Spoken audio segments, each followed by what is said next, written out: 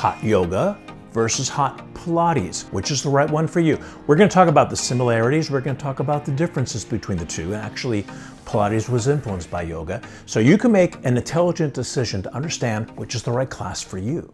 I've been traveling a lot more this year and last year too, doing workshops, teacher training programs, and I find, and this is why I'm making this video, when I've gone to the hot yoga studios, I heard and I saw firsthand that many times the hot Pilates class is more popular than the hot yoga class. And obviously I'm prejudiced because I'm a hot yogi for 45 years. And I'm not saying don't do hot Pilates. I'm just saying let's understand the differences and the similarities and make a decision. You go into a hot Pilates class, you're going to do a lot of core strengthening. You're going to do a lot of cardio. You're going to do side bends. It's about toning. It's about strengthening. You're going to feel wonderful after the class. You get that endorphin rush.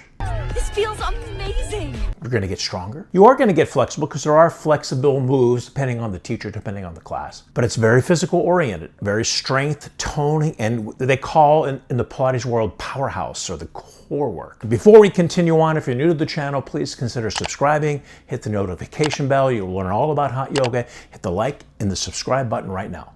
You're definitely going to get more fit, you're going to get more ripped, you're going to get more toned, and people love that. That's a great perk, it's a great benefit. So once again, I'm not saying don't do it. In fact, interestingly enough, in our particular style of yoga, coming from the city of Calcutta in the state of Bengal, Vishnu Ghosh was the creator. Vishnu Ghosh was Bikram's teacher, and he incorporated strength training. He didn't just teach yoga. He taught gymnastics, he taught track, he taught wrestling, and most of all, bodybuilding and weight training. So he combined weight training, strength work, with yoga. Now, hot Pilates class comes from Pilates. The origin of Pilates was a man named Joseph Pilates. He was born in the late 1980s. In the early 1900s, I believe it was 1912, he was German. He went to London and he started working in hospitals. Students that were bedridden, he started to use the hospital bed springs as an exercise modality to strengthen. And that's where he came up with his very famous reformer. That was sort of the origin of it. Then he moved to the United States, I think in 1925, and a lot of the dancers, like Martha Graham, for example, they started to send all their students to him because the toning and strengthening prepared them to be better dancers. Here's a side note, his family actually tried to copyright the name Pilates and own it, and the estate tried to own the name Pilates, but at that point it was too generic of a term, so they lost the lawsuit. Pretty sure, don't quote me on that, but that's pretty much what happened. Very similar, parallel to the whole Bikram copyright thing, right? Now in a hot Pilates class, they emphasize alignment, they emphasize breath, because once again, Joseph Pilates was influenced by the yogic asana, the yogic exercise. And I believe in the Pilates world, they breathe in through the nose and out through the mouth. Ideally, in a hot yoga class, in any type of yoga class, you want to ideally breathe in and out through the nose, except of course in our first pranayama exercise, where it is in through the nose and out through the mouth. But the point I'm making is, and this is a similarity, more so than other types of exercise classes like aerobics or hot HIIT. In Pilates, hot Pilates class, there's an emphasis on breath and using your breath properly to enhance the exercise. And not every hot Pilates class is the same, but a lot of times they'll work on the core strengthening. And like I said before, they call the powerhouse the core strengthening, body strengthening, side body and balance, and then they have the cool down.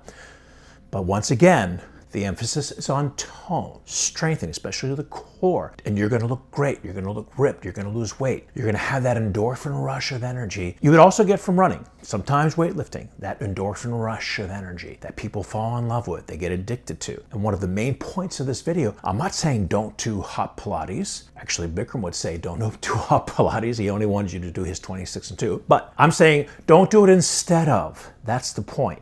And one of my main points in making this video, and I'm pleading with you, don't do hot Pilates instead of, because the yogic asana, there's a certain part of the dynamic that's so important for your future health, not just physical, not just the mental, but the spiritual. We bring the spiritual component in and that changes everything.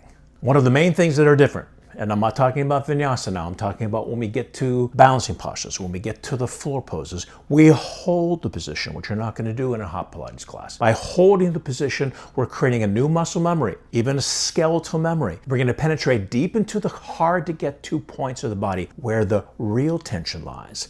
And releasing that tension, not just the physical body, but the ethereal body in a very profound way. And these channels that we call in yoga, which you're not going to access in a hot Pilates class, are what's called the, drum roll Rochelle, the nadis. Now, this is a big difference between hot yoga and hot Pilates. Understanding what the nadis are, and many yoga teachers don't even talk about it. A lot of times people don't even have an understanding what they are. They're physical and ethereal channels or conduits that flow around us and through us. There are three main ones. There's the right side, the Pingala. This is Sanskrit, the left side, the Ida, and the center channel, the Sushumna. And in Hatha Yoga, the main focus is to awaken the energy up that center channel, the Sushumna Nadi. And we do it in many ways. Pranayama, like I said before, holding the position, getting into those hard to get to places. But also in the side body stretches are very, very important to unlock blockages that a lot of people don't get to. The deep inner core spot, again, where the real tension lies. Now we can access it through side twists, like spine twist. And I added a posture in the Barkan flow belly twist, or it's a floor twist. A chiropractor will actually put you in this position to adjust your lower back. So it's a lower back stretch, but it's also a side body stretch. And in the standing postures I incorporated, and you will get it in the triangle pose, but you also even more so in revolving triangle to access, take the spine in the other direction, but to access the side body, hard to get to places. And one of Bikram's favorite metaphors was the car engine. If you don't clean it, it gets dirty and clogged. At one point, it's going to stop running. No matter what you do, no matter how wonderful you love that car, it's going to stop running. We clean out the engine of the car by going deep into those nadis, by going deep into the body where the real tension lies, to release that tension, to let the pranic energy flow. And as it flows, it opens up those channels, the nadis, and in so doing, we make a huge investment for our future health.